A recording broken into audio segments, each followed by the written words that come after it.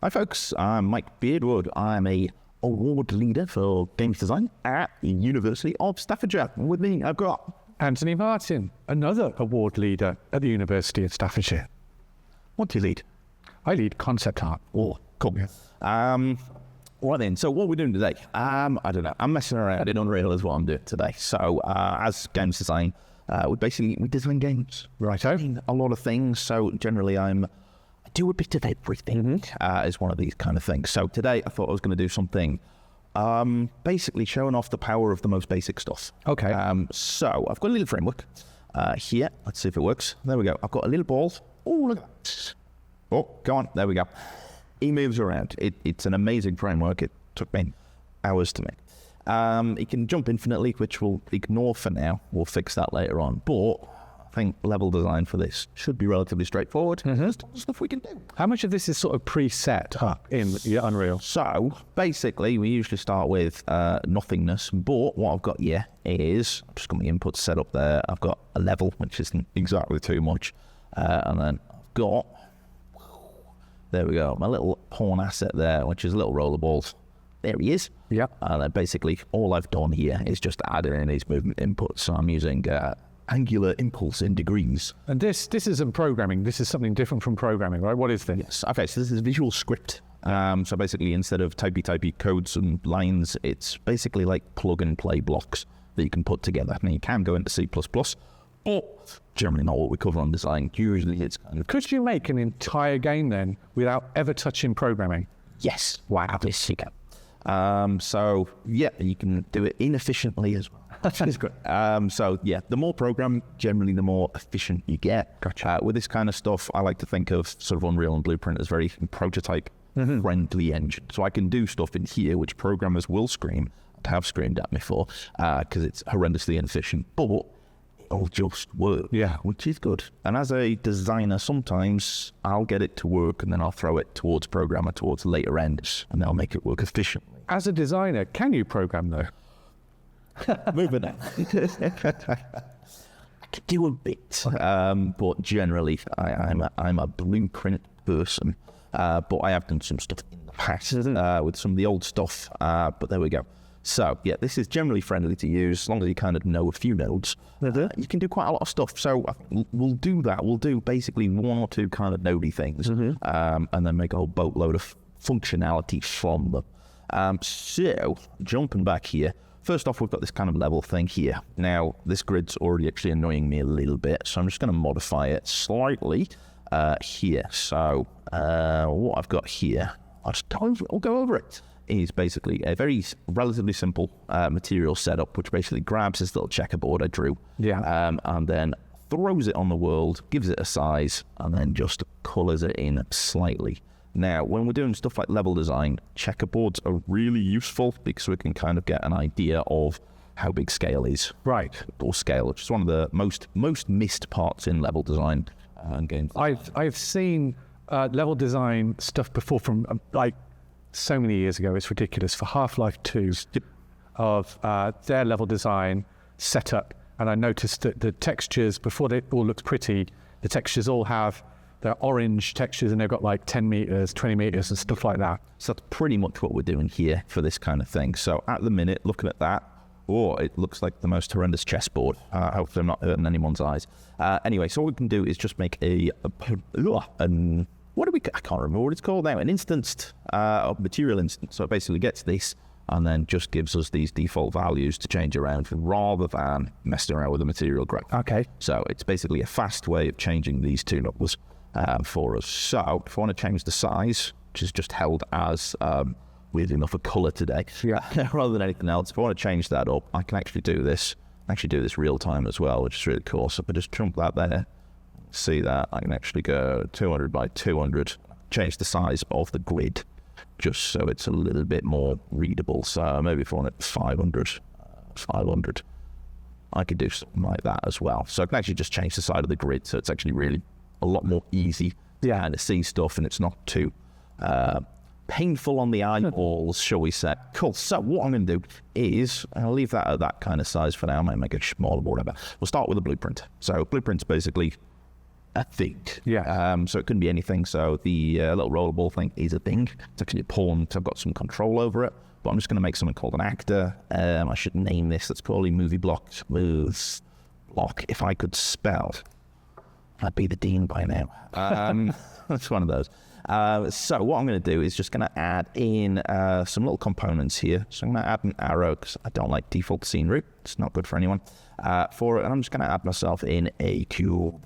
So Unreal lets us do a lot of stuff with the inbuilt things. So there's like cubes, spheres, and things like that. So even if you're not a modeler, you can just get stuff in straight away. So this thing now is ready to jam in my world. There we go. Cool. So I really should sort my snap out. Wham, hundreds. Cool. So the mouse is gone. What shall we do? Anyway, cool. So if I do that, we can kind of... There we go. I'm playing without a mouse. There we go. This is interesting. You're on nightmare difficulty mode. I am. I'm not quite sure what's going on there. Here's my mouse gone. Do bits with it, mouse. Now it's time for a commercial break. Right, I'm back. Okay, so what we are going to do is we're going to add ourselves, stop that, oops, where are we going? And come back. Oh, pressed the wrong button there. Let's pause that for a second. I'm going to unscrew myself because I've pressed F8, F10, F10, obviously. Did my last one in one take. Perfect. Now I got. Right, folks, so what we're going to do is we're going to add ourselves a blueprint and get something moving so we can actually use in our level. So I'm going to be lazy. No, don't be lazy. I'll make a new folder for it. Stuff. There we go. I'm never good at naming conventions, but going to add ourselves a new blueprint. So blueprint is basically anything that does a thing. Yeah. It's kind of a blueprint. So our character, our little rollerball is technically a pawn, so I can do stuff with it. An actor is basically a thing what does a thing. So I'm going to call this move block. Bam. Let's open them up. Step in. There we go. We'll get that. Cool. So what we can do is just add ourselves some detail to this. So what I'm going to do is just put an arrow in here. If I could spell, I'd be dangerous. There we go, an arrow in there because I don't like our default scene route, causes problems. And then basically what I'm going to do is add some default stuff in here. So we'll add the powerful cube in there as well. So give that a compile and a save. What I can do is drag my little cube into here. Now I've got my snap settings up to 100, which should mean we can snap across this. Now, before I changed my grid size to 500, which isn't really that useful for this. So I could go back and change it, or I could keep it the same. It's one of those. So I'm gonna be that guy, and I'm gonna go change it. There we go. Where are we? There in there. Let's go for no. Let's not do that. 200. There we go. There we go. Something like that. Hey, that looks a bit better. Cool. So you can see that's kind of stuck in the middle of those blocks there. Well, I'll be fine for now. Cool. So let's get rid of grid. What I'm going to do is make this block do something interesting. What are you going to make it do? I'm going to make it move. Okay. I'm going to make it shake. If I can press play at the minute. Oh, it's a little blunt. So what I'm going to do is get rid of you. Go grab my block, and then basically what I'm going to do is grab my event graph. I'm going to get rid of all this nonsense. Don't like that. I'm going to add myself in a begin play, which I've just deleted, but I like it without the comments on. So that's one of those. And then basically what I'm going to do is I'm going to move our little block here. Now, there's a million ways to move the block, but I'm going to do a way of moving it relatively rather than moving the whole object. So I'm just going to move a component of the object. Oh, really? And is it going to be, and you're going to move it based on your ball smashing into it? No, I think I'm just going to have it move by itself to create something that we've got to get past, like a simple trap. Something like that. So what I'm going to do is set relative location on there, and I want this to do this over time. So there's a few ways of doing things over time, some slightly more efficient than others. What we are going to use is a good friend, the timeline. I shall call this, I'm going to call it like next time on, I will call Ant just for you. Thank you. There we go. So, on begin to play. It means a lot to me. I'm going to play mine. Then basically every time Mike is being played, it's going to update our location. Now, we've got to do a few things for it. Basically, what I want is somewhere to tell me where to move to. Now, if I was doing a world move to or a set actor location, that is in sort of everything's in almost world space. So literally that at the minute is minus 100, minus 200. Okay. Move that whole thing over there. It's now at minus 300, minus 200. However, what I'm going to do is, because I'm going to show some designy setup, is I'm just going to use a relative location. So our actor's still going to be there in the same place, but the component of the cube is going to move by itself. Gotcha. So hopefully that'll make sense in a little bit. Cool. So what I'm going to do is I'm going to set myself up like, there we go, in here, which is one of our tasty things is timeline. So basically, this is going to give me a curve, or I should mess around with this. So basically, at the start, I'm going to have values of 0 and 0. I'll show you what this means in a second. So at time 1, tiny enter key on this keyboard. I'm going to have it doing its thing, and then at time 2, I'm going to send it back home to 0. So we've effectively got a curve which... Is it going to move back and forth, back and forth? It is indeed. I'm going to set that to 2 seconds. And you've got to get past it without touching it. Well, we can do... It's a game, isn't it? It's an actual game. It's done. Yeah, it's done. Publish it. Let's check the Metacritic scores later. I've seen worse. Cool. So I should really name that, but I'm being lazy today. So what I'm going to do is I'm going to move this, and we're after a vector here. So I'm going to use this fun node called a vlerp, or a vector lerp, which basically will move betwixt. And I think that stands for linear interpolation, I think. Yeah. I did actually touch Unreal 4 10 years ago. There we go. So basically what I'm going to do is move betwixt 2 values. Now, because I'm using relative, our relative value of our cube, if we click there, is already set to 0, 0, 0, because I haven't moved it. What I'm going to do is set our relative value to something else, so like 200 or something, and it will move betwixt those 2 points, just like that. Cool. So what I'm going to do is leave that at 0, 0, 0, and then for this bit, I'm going to pull this one back, make a variable, like variables. B, I should really call it something else other than B. Call it Ant. Okay, go, Ant. There we go. You should always name your variables properly. But let's have that one. So what I could do is change that variable, if we compile it, down here in our default values. But what we're going to do instead, to make this powerful, is clicking the Eye of Sauron there. Make the value public is the correct terminology, but Eye of Sauron sounds better for it, not related to Middle-earth at all. And then what we can do is change the value of Ant. There you go. Okay. Edit it. So what I can do is go 200. Yeah, definitely. I like 200. Cool. There we go. Yeah. So if I give this a simulate. Come on. Whoa, we go. Look. It has moved once because I forgot to press the loop button. So let's go fix that. And it's as simple as a button. It is as simple. Unreal's problems are generally solved by single button presses. That sounds good to me. There we go. So there we go. Look that. Give it a second. Where do I want it? There we go. There it goes. Now we have a moving object. Now what we can do here, because we've got, there we go, our tastiness of an exposed variable is maybe I want that one to do something else. Or maybe I want them to do many different things as well. So what I can do is set them all differently. Oh my God, look at that. Look at that. Right. There you go. We can definitely ship this now. Basically created one of the tutorial levels from Control. Exactly. Right, just move. They must have been easy levels to do. Easy on the art department. It's not good enough yet. So what I'm going to do is we are going to add a bit of stuff so I can actually visualize where those blocks are going to. Because at the minute, so there's a few ways we can do this. What I am going to do is I'm going to add myself another cube. So this is very much not gameplay, but it's more of a sort of development thing. Okay. So I'm going to call this Ghost. Just for now, and what I'm going to do is turn the collision off it because it's literally going to be a ghost of where it's saying it's going to go. So in my construction script, so this fires effectively before runtime. So it'll actually happen in editor, or during runtime, it's the first thing that happens. Okay. So basically, I mean, we don't really care about this at runtime, but for us, what I'm going to do is get the obviously get that, and I'm going to set its relative location to our variable of ant wimp. So on start, it's going to do that, and it's actually going to show us the location of where the block's going to move to.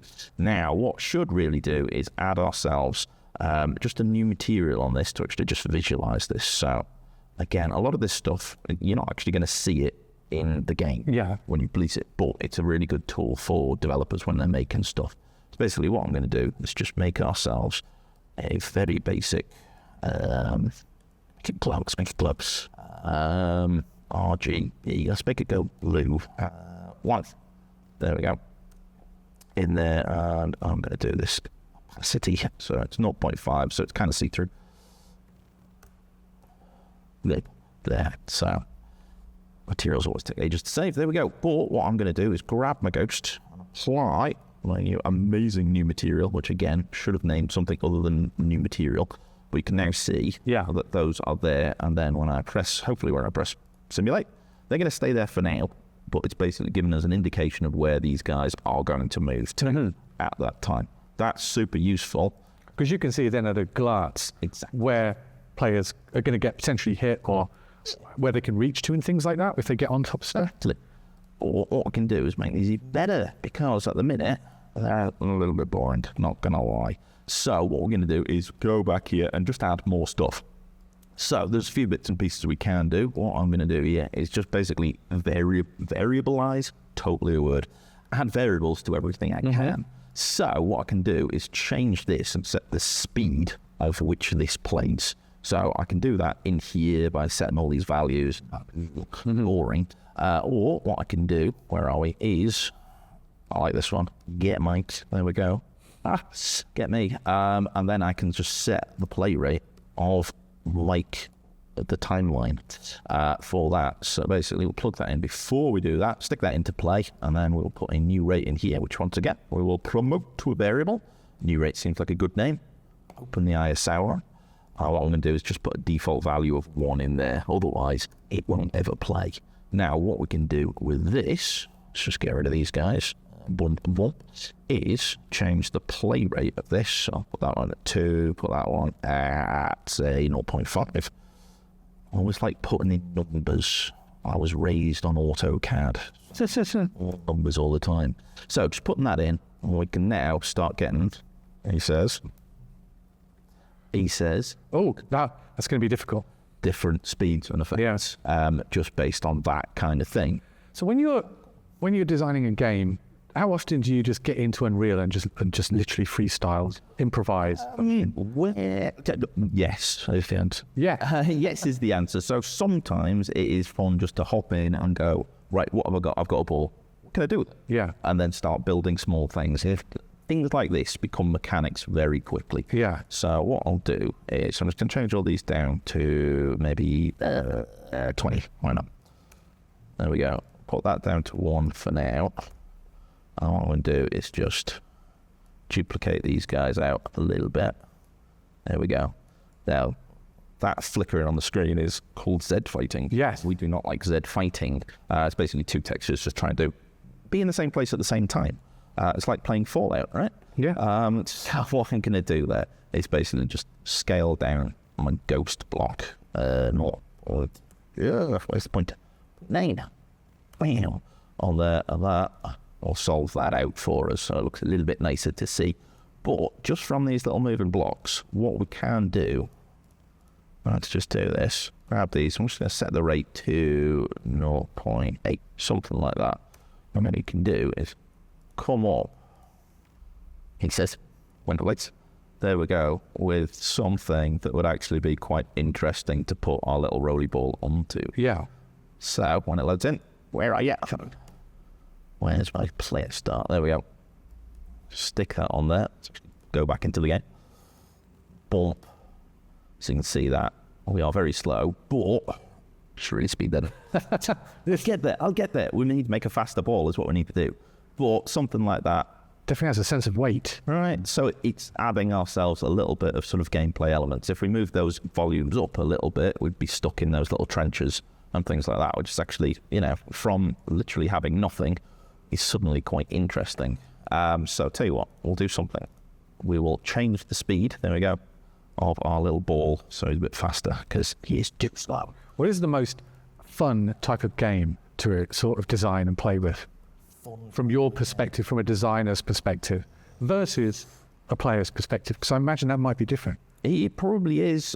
We can get stuck, especially designers get very stuck in kind of getting very deep in their own thing. Yeah. And then trying to explain that to other people can be very difficult. So you often get sort of games which are insanely hard, except for the people who know how to play them. Yeah. And to that, it's like if you're into that sort of thing, that's fine. But as a casual market, playing something like Dark Souls, you wouldn't, your 5-year-old kid isn't going to enjoy that. I'll try it on mine later on. I was raised on Bloodborne. There you go. For it, mine's playing Paw Patrol. So there we go. But it's one of those. Everything's got different. I don't know, things, was yeah. I'm going to say. There you go. There's a vague answer to your vague question. For it. Anyway, what we've got here is some stuff that we can actually make a lot more interesting than just doing these things. And we can start making ourselves, again, let's just plug these out a bit.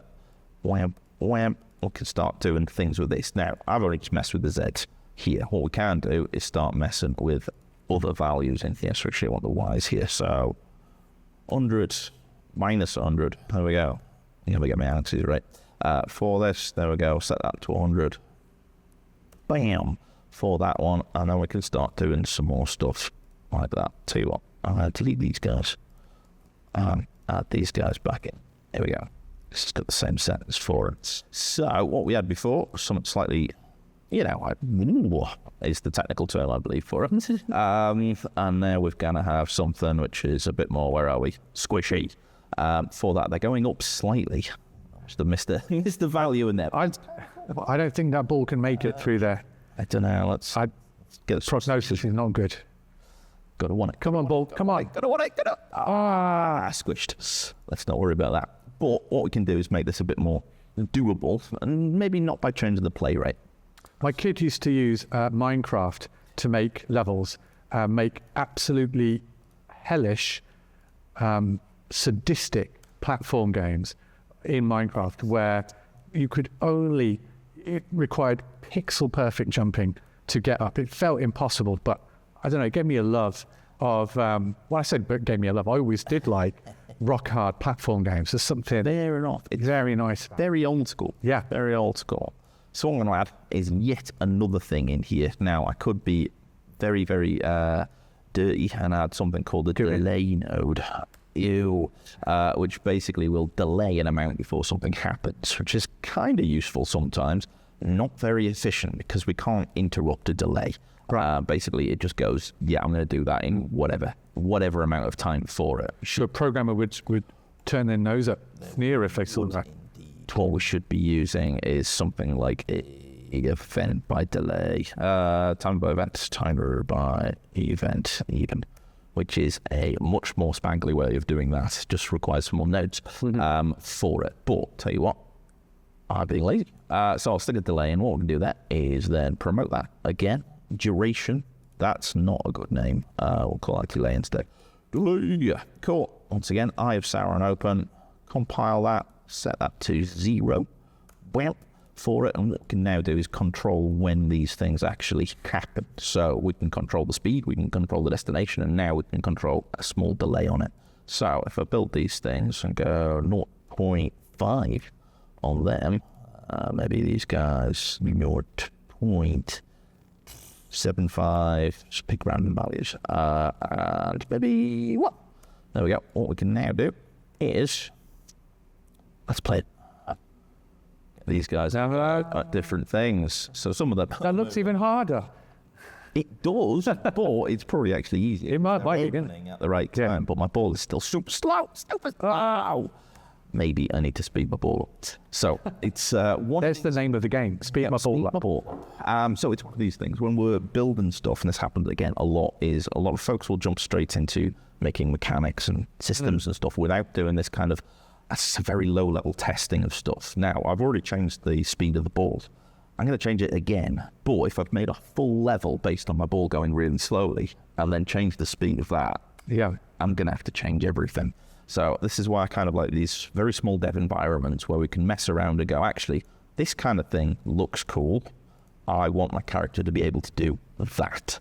Rather than going, well, sometimes I've got a limitation and I need to account for that. I mean, that's good when you're building stuff later on, but in this very early stage of dev, you can change everything. It doesn't really matter too much, but sort of late stage, very not a good idea to change stuff like jump height on a character after you've built 17 levels. There we go. So let's speed him up a little bit. Oh, there we go. We've got some rev on that. Time it. There we go. Sort of, yeah. Winner. Okay. I could be better at my own game, is what I'm going to say. But just by doing some basic stuff, squished, we've built ourselves some relatively straightforward things that are actually really moddable, and we can change this quite a lot. So we can do even more stuff with these little blocks by making them a little bit cooler as well. So what I'm going to do, where did I put your stuff? Well-named folder there. I'm going to duplicate this guy. What I'll do is put one of these guys here. Now, I'm going to make this... Send it to him. Onto the floor. There we go. So I'm going to make this a little bit better. So at the minute, Mike is very linear. Not great for games. What we probably want to do is make it slightly more funner, shall we say, or easier to use is what we'll say. So what I'm going to do, not put in 25,000, but something like 500 into there. So he's going to go up there, but we're going to use this guy as maybe a sort of a moving platform for our character. So I'll drop that there. Tell you what, I'll get one of these other guys so I can show a comparison of this as well. 500. I'll put that into Zimbo. Cool. So they're going to move. They're going to do the same thing at the minute, but what we're going to do is make this one a little bit better. Definitely a technical term. So what we can do is basically make this thing a little bit more shiny. So one of the first easy ways is to change this from linear to basically an auto, and that gives it a nice bit of a curve. Yeah. Now, that seems like not that much, but if we have a bit of a gander and simulate, you get that. Come on. You can see that actually looks a lot cooler. So basically it's slowing down towards those points. Yeah. And it's rather than a very linear old school of literally going boing, boing, boing, boing, it's accelerating and deaccelerating, and it gives much more of a game feel towards these things. And I can change that a bit more. Now, moving platforms are tedious in many games, especially older ones, because they do this kind of jump back and forward there, and they don't give the player that little bit of time to do with. I think that's part of why I love those kind of evil old platform games. I used to try and make similar kind of sadistic ones in Little Big Planet. Excellent. What we can do is basically give the player a little bit of time to do all these things just by adding in a few bit more pieces in here, a few more bits and pieces even. So if we go 0.25, there we go, and stick that down to 0. Bonk. That one's going to be 1.75, doing very basic maths in my head. I'll get one wrong in a second, I'm sure. That one's going to be 0.75, 0.75. I know that one's going to be 1.25. There we go. Did it. For the, that's going to be value 1. Boom. That's going to be value 1 as well. Now, what we've got, I'm just going to leave that there because it's linear for now. What we've got is a bit of time at the bottom, at the top, to actually do something. So, again, let's press play. I'll leave it this time. There we go. It's going a little bit fast, but that's fine. But it's basically giving that player that little bit of time to actually do something when they stand on that block, rather than this back and forth thing. It's kind of just super simple stuff like that, which just adds quite a lot of pizzazz. Yeah, it does, doesn't it? Yeah, juice. It makes it juicy. There we go. So what we could do is watch Unreal, not like me, and change all this stuff. Excellent. For it, I'll go underneath. That's terrible. Let's not do that. There we go. Linear. You guys can be linear. 0 to 0 can be linear. really don't like that, do you? There we go. You guys can be linear. There we go. It is not liking me when I try and make that like that. Tell you what. I'm having a bad day, is what I'm having with this. Tell you what. For it there, but we could do some stuff. I mean, we could do that. See what that looks really sillily. For that, if we leave Unreal to do its own thing, will it come up with its own game? A little bit odd for it, which sometimes we call this overdraw, and basically you can kind of see that little bobble there. Yeah, which it's almost like a little bit of animation flavour to it. A little double bounce. Doesn't have to be too bad. And if we just slow this guy down a little bit using our tasty amount of details that we put in, so maybe 0.25, bam, and then where is our character? There he is. Stick him over there. Don't eyeball it, do it properly. There we go. And it says something like that. Calm down. There we go. Give that play. There we go. And we've got a little bit more of a nice kind of thing that we could use as a kind of platform. Even with that little bobble, I kind of like it. Yeah, maybe Unreal knows what it's doing. I don't know. For it. Or what we could do is make this a little bit more violent and have maybe something like that. Again, let's see what happens. Wow, I've been thrown into orbit already. Stick a delay on that of 3 seconds. There we go.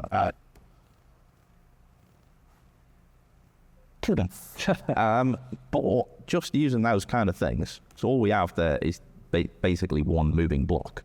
We can use these like Scrabble, yes, Scramble, that kind of thing, where you got the little maze. I love that thing. Yeah, there was a couple of 8-bit games when I was a kid that looked like this, basically. But yeah, we can do those. We can have crushing platforms. We can have moving platforms, or we can have things that just send you into orbit. And that's all for today, I suppose. Just super basic stuff. Thank you very much, Mike. That was super interesting to see how you build the building blocks of simple